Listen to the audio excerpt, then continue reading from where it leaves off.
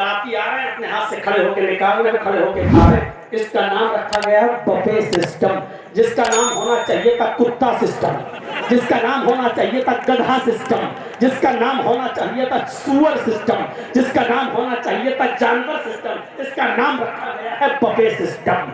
मेरे भाइयों, तौहीद जिसके दिल में समा जाए वो बड़े से बड़े चौधरी और बड़े से बड़े अमीरों की लड़कियों की शादी में होने वाले बफे सिस्टम करने वाले उन चौधरियों को भी, उन पैसे वालों को भी वो अपने जूते की नोक पे रखता है। अबे तू होगा अमीर अपने घर का, होगा चौधरी अपने घर का, होगा सरमायाकार अपने घर का। और यही सारी बातें तो मैंने 28 साल पहले भी इसी बारी की सरजमीन पर कहता था। तो चौधरियों को बुरी लगती थी, सरमायाकारों को बुरी लगती थी, अमीरों को बुरी लगती थी, लेकिन आज वो कब्र में सो रहे हैं। आज वो तुम्हारी दुआओं के मोहताज हैं। और रब्बुल आलमीन ने जर्जीस को इज्जत दी, जेल से निकलने के बाद भी इज्जत दी। वो तो इज्जो मन तशा, वो तो जिल्लो मन तशा। अल्लाह जिसको इज्जत दे उसको कोई जलील नहीं कर सकता, और जिसको जलील करे उसको कोई इज्जत नहीं दे सकता। किसी ने यहाँ तक कहा, आज के बाद बारी की सरजमीन पर खुद के भी देख ले, मौलवी जर्जीस टांगे तोड़ दी जाएंगी। कहने वालों ने यहाँ तक कहा, लेकिन तुम मेरी तकरीरों का बाइकाट कर सकते हो, लेकिन आज अल्लाह ने जर्जीस को वो मकाम और इज्जत दी है कि तुम अपने घरों से, अपने बच्चों के मोबाइलों से मेरी तकरीर नहीं निकलवा सकते हो, अपनी बस्ती से मेरी तकरीरें नहीं निकलवा सकते हो, यूट्यूब से हमारी तकरीरें नहीं निकलवा सकते हो। अल्लाह ने मौलवी जर्जीस के जबान से निकलने वाले कुरान के अल्फाज को तुम्हें नहीं, तुम्हारे बाप को भी सुनने पर मजबूर किया है। यही है वो तो इज्जो मन तशा, वो तो जिल्लो मन तशा। वरना मुझे बताओ, जिस शख्स को, जिसके दुश्मन ने इतने बड़े इल्जाम में फंसाने के बाद 10 साल की सजा दिलाने में भी कामयाब हो गया हो, उसको भी जेल की सलाखें 5 महीने से ज्यादा जेल में नहीं रख सकी। आसाराम बापू आज तक नहीं निकले, राम रहीम आज तक नहीं निकले हैं, चिमनिया दंड आज भी नहीं निकले हैं। मौलवी जर्जीस का जेल से निकलना इस बात की तरफ इशारा कर रहा है कि तुम सबने मिलकर हमारे साथ गढ़ा खोदा, लेकिन केस में कोई दम ही नहीं था, केस फर्जी था, झूठा था।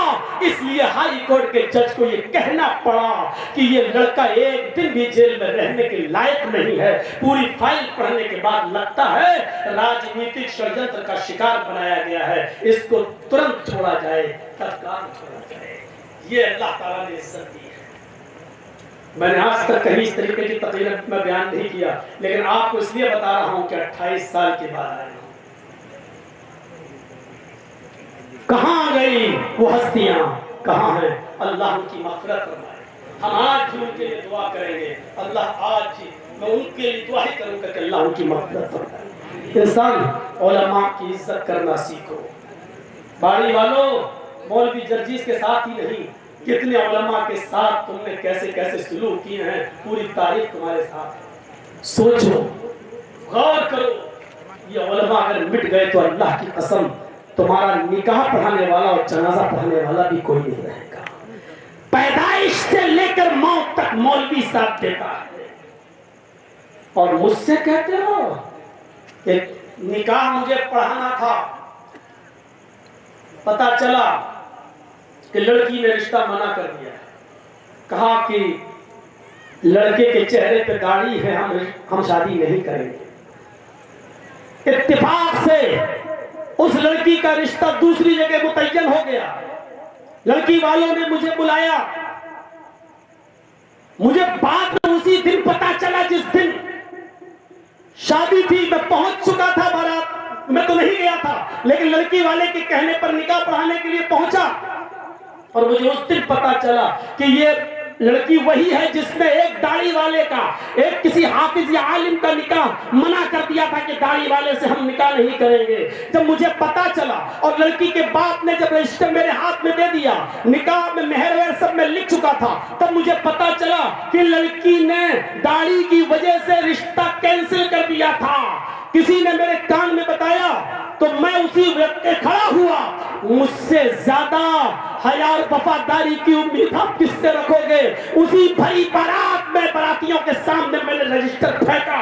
मैंने कहा लड़की के बाप से, अब तू समझ, तेरी बेटी ने सिर्फ इसलिए रिश्ता मना किया था कि उस लड़के के पास दाढ़ी है, मौलवी जलजीज के चेहरे पर भी दाढ़ी है, लिहाजा दाढ़ी वाले से अगर तेरी लड़की को नफरत है तो जाओ अपनी लड़की से कहे कि जब दाढ़ी इतनी बुरी है तो किसी बेदाढ़ी वाले से निकाह पढ़वा ले।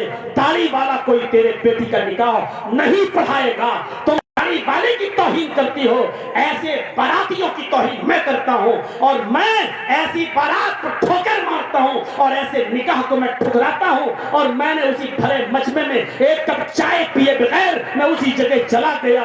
अल्लाह का शुक्र है कि बारातियों ने भी हमें हाथों हाथ लिया और दूसरे लोगों ने भी कहा, मौलाना, उस इलाके के मौलवियों ने गले लगाया, जर्जीज साहब आपने हक अदा कर दिया।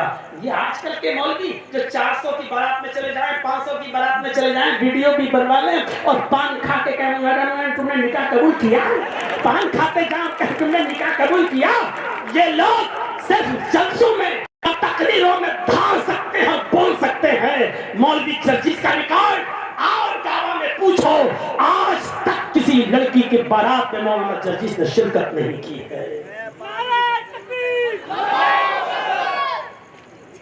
नारा लगाओ तो अच्छा लगता है, ताली बजाते हो तो लगता है कि 20 वाले लोग आ गए। बार बार तालियां बजवाई जा रही, बस बार बार तालियां बजवाई जा रही थी। मैं सर नीचे करे बैठा था, क्या करूं, तो दोबारा तो नहीं कर रहा था, करूं क्या? बार बार ताली बजाओ। तालियों से हौसले नहीं होते हैं। अगर तालियों से कोई कौमें जिंदा होती तो हिजड़े सबसे ज्यादा जिंदा रहते, उनसे ज्यादा तालियां बजाने वाली कौम कोई नहीं होती है। अरे इस्लामी जलसा कराते हो, जलसों में तालियां बजवाते हो, शर्म करो शर्म।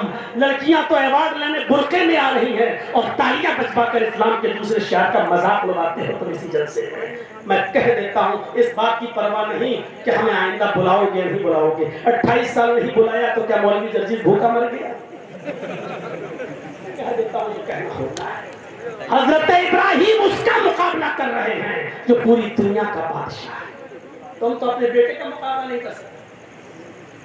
अपनी बेटी से नहीं पूछ सकते हो ये रात के 12 बजे ये व्हाट्सएप कैसा चल रहा है तेरा, फोन कैसे आया तेरे पास, बेटी से नहीं पूछ सकते।